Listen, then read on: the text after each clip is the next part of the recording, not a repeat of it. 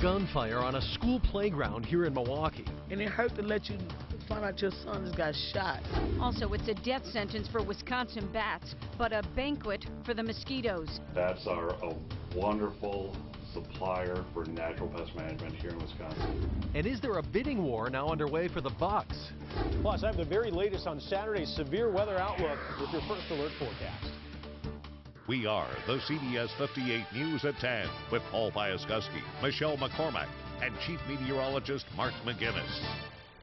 Warm and breezy here in Milwaukee tonight and even warmer tomorrow, but with those warmer temperatures comes our first real threat of severe weather. Let's get right to Chief Meteorologist Mark McGinnis. Yeah, interesting day on Saturday, as Paul mentioned. Going to be nice and warm. Let's take you through the morning into the afternoon as we track the temperatures first. At 8 a.m. tomorrow, we're going to be partly cloudy and everybody in the 40s to kick off your Saturday morning. Now watch as we go through the morning to the noon hour.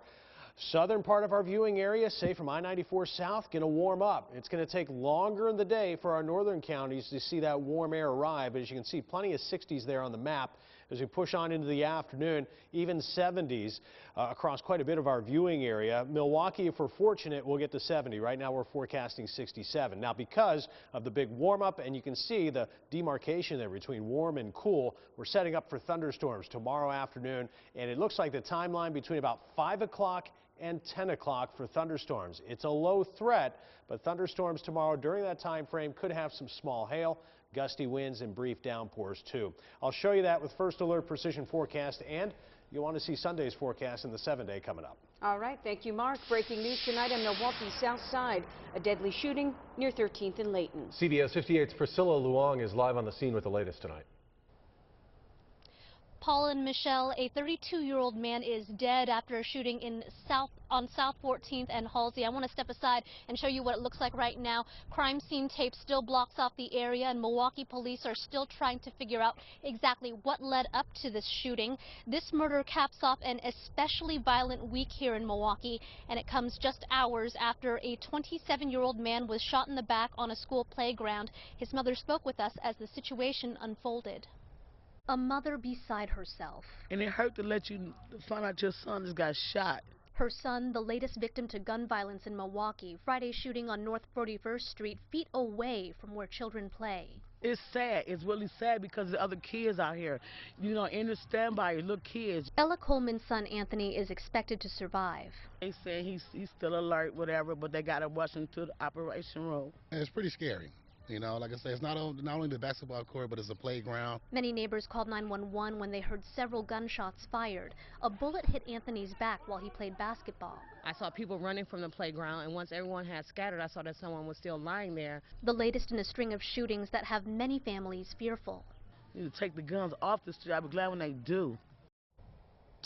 What's even more tragic about this situation is the mother we spoke with lost another son due to gunfire 14 years ago. No word on any arrests or any motives in either shooting, but we'll keep you updated. We are live in South Milwaukee. Priscilla Luong, CBS 58 News. Priscilla, thank you. I'm asking everyone to stand up, stand tall, stand proud, and love one another.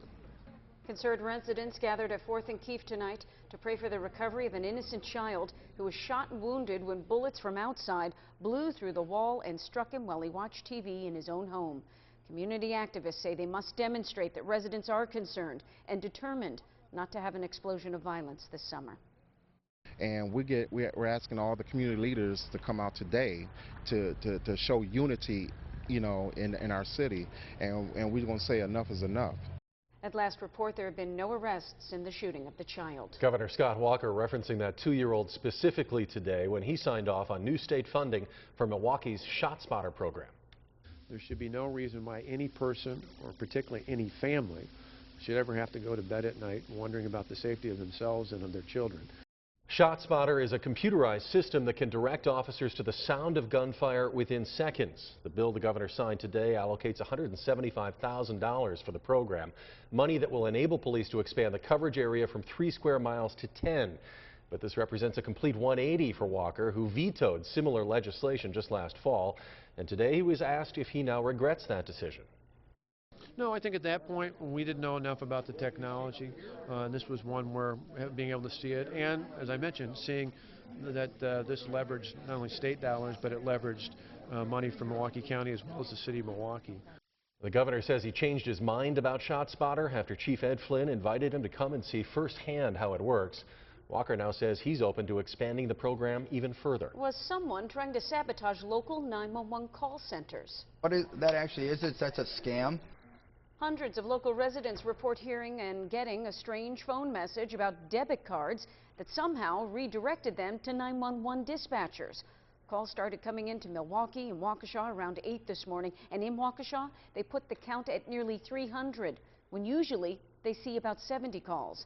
Dispatchers were able to keep a handle on things. Obviously, there's concern, though, that if it happens too much, it will delay emergency response times. It's hard to understand, why someone would do something like this. But, keeping us busy could certainly hurt someone out there that really needs our assistance. We're told that affected cell phone providers are working on correcting the problem. If you have a concern about your bank accounts, you should contact your bank directly. With more than 1,500 foreclosed properties still on the city's books, Mayor Tom Barrett is looking for help. I do not want to own these homes. And so what we are doing very aggressively is we are working with partners to help us market these homes. Tonight, one such organization, Axe Housing of Milwaukee, has picked up a $200,000 grant from the city. In the last 3 years, they've helped guide 75 local families through the process of buying foreclosed properties, including Henry and Anna Rivas. We're happy, really we're happy. We never expect to be a homeowners. And there are deals to be had. Axe says you can get into a new house that you own for as little as $250 a month right now. For more information, check out the Newslink section at CBS58.com. Longtime state senator Mike Ellis is dropping his re-election bid and retiring. He made both announcements today after undercover video showed him talking about possible illegal campaign activity. It was just talk. He never engaged in the activity, but the damage was done when a website dedicated to exposing corruption posted the video. As you might expect, Democrats are welcoming the departure. We knew that the Republicans were the ones who put out this video, which is one of the more shocking parts of it. So I think it was obvious that they wanted to push him aside. Now, the question is who they're going to put in place. In a statement Friday, Ellis said, "I'm a senator from a different era, and I value my integrity too much to compromise it anymore. 44 years is long enough, and as the Beach Boys sang, I just wasn't made for these times." We've also learned moderate Republican Congressman Tom Petri also not running. He'll make it official Monday. This avoids a face-off with Glenn Grothman, who said he wanted to challenge Petri in the Republican primary. Grothman still has to move to the 6th District, which includes parts of the Fox Valley and south central Wisconsin. When DNR Secretary Kathy Stepp first heard about it, she immediately sent out an email declaring the day we've all dreaded has now arrived. She wasn't talking about the apocalypse, but the first confirmed case of deadly white nose disease in Wisconsin's bat population. Bad news for the bats, and it turns out just about everybody else here in the state. CBS 58's Josh Landon joins us now live in the newsroom to tell us more about the far-reaching impact this discovery could have. Yeah, Paul, a devastating fungus that's been killing cave bats has been spotted right here in Wisconsin, and it could have a major impact on your wallet. The Department of Natural Resources discovered the white nose syndrome in an abandoned mine in Grant County, Wisconsin. The fungus is disrupting cave bats' hibernation, and nearly a dozen have died. The bats start behaving abnormally. They wake up multiple times over the course of the winter, and each time they wake up, they're burning those precious fuel supplies, and essentially they end up without enough energy to get through the winter, and they end up either dying of starvation or dehydration. A single bat can consume up to 600 mosquitoes within an hour. For you and me, more mosquitoes means more irritation and even a threat for the West Nile virus. Bats are a wonderful supplier for natural pest management here in Wisconsin. Carl Rowell works at Battner's Pest Management in New Berlin and says if we end up with more mosquitoes and less bats, more cost will go into getting rid of the insects. Don't get me wrong, we'd love to hear from more of our clients to help them get rid of the mosquito population, but it could be an economical impact in our clients. The economic impact is far-reaching. Less bats means more bugs. More bugs mean struggling crops, which could impact the economy to the tune of $1 billion. Right now, the Department of Natural Resources is monitoring the white nose syndrome and working to stop the spread. Going back to 2006, the fungus has killed more than 5 million bats in the United States and Canada. We have nearly 500,000 bats here in the state of Wisconsin. We are live in the newsroom tonight. Josh Landon, CBS 58 News. All right, thanks, Josh. West Nile gets all the headlines around here, but in Florida tonight, there are concerns about another dangerous mosquito-borne illness making the jump to the U.S. CHIKV, which is now spreading rapidly in the Caribbean. This is something that we're not easily going to be able to control for them, that we're going to need people to police their own property and make sure that they don't have standing water. Symptoms of CHIKV include headache, rash, and severe joint pain, and doctors say it can take a year to fully recover. A warning tonight about protecting your children from identity theft. She ruined her own credit and then moved on to ours. Stay with us after weather. This woman victimized at just the age of 10. The real shock came when the culprit was identified. From the CBS 58 Weather Center. Now, your complete First Alert weather with Mark McGinnis. Okay, so like we said, some summer-like temperatures on the way for tomorrow, but also some summer-like storms in the mix as well. Meteorologist Mark McGinnis is standing by in the Weather Center. Yeah, and eventually we'll get some winter weather in the 7-day forecast, too. So a lot going on here in southern Wisconsin over the next, say, 3-4 days. Currently outside, though, very pleasant. We'll start you out first in Waukesha, where it's clear and 46 degrees. A north-northeast wind of 8 miles an hour, and the dew point at 32. So a little dry out there, but as far as temperatures at the 10 o'clock, everybody's now in the 40s with one exception. Sheboygan's now to 37 degrees. They've had a wind off Lake Michigan for a few hours now, bringing in that cooler air. 49 currently in Watertown, right here in Milwaukee and Racine. 44 degrees. As far as any rain, nothing locally here. In fact, we have clear skies now being reported in most locations.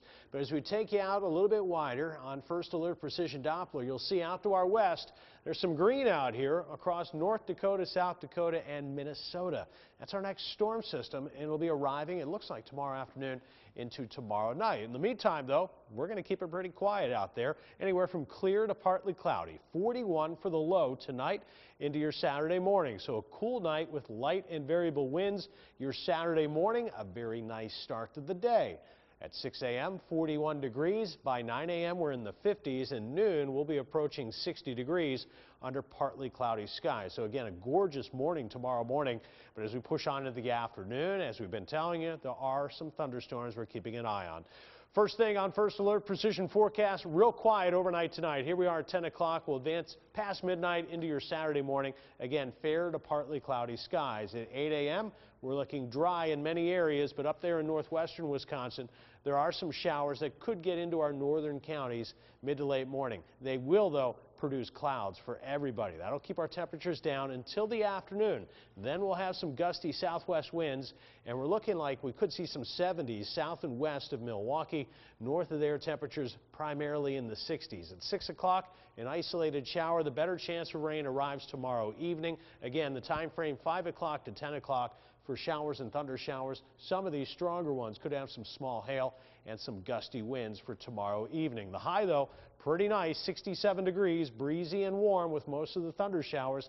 Late in the day, winds will be gusting in the afternoon up to 25 miles an hour. Soak up that warmth tomorrow because Sunday, the high is in the morning at 53. The afternoon falls into the 40s with a steady rain developing on Sunday. By Sunday night into Monday morning, we'll mix in some snowflakes there. It doesn't look like we'll have any significant accumulation as of right now.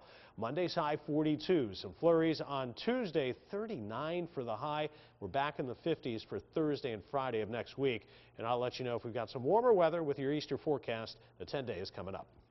Still ahead, did the government use a computer virus to spy on us? The shocking allegation from a Wisconsin congressman. You'll know your driver is there when you see the pink mustache.